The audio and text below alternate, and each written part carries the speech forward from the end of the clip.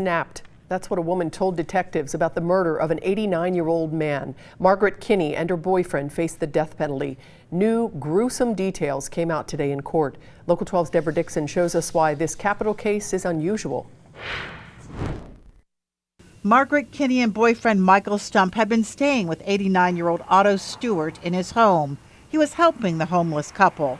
But when he told them to get jobs and pay him back, Assistant Prosecutor Seth Teeger says it was Kinney who made the move to kill. Ms. Kinney had indicated to the homicide detectives that she snapped. She got a large knife, stabbed him, and then after that is when Mr. Stumph and Ms. Kinney used a pillow to smother him, and then also used a cord to wrap around his neck, and then tighten that like a tourniquet with a letter opener. They took his car, money, and other valuables, drove into Kentucky where they were arrested.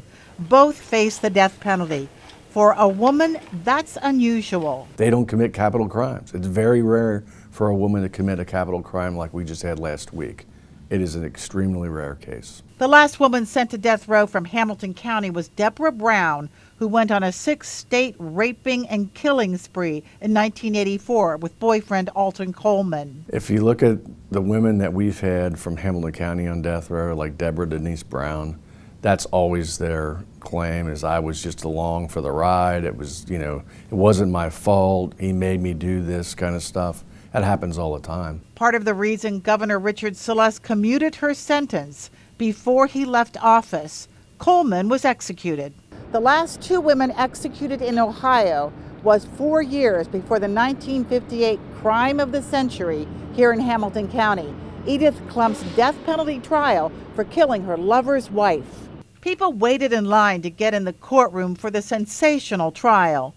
Edith said the killing was an accident and reenacted the gun going off with her attorney, Foss Hopkins. The jury didn't buy it.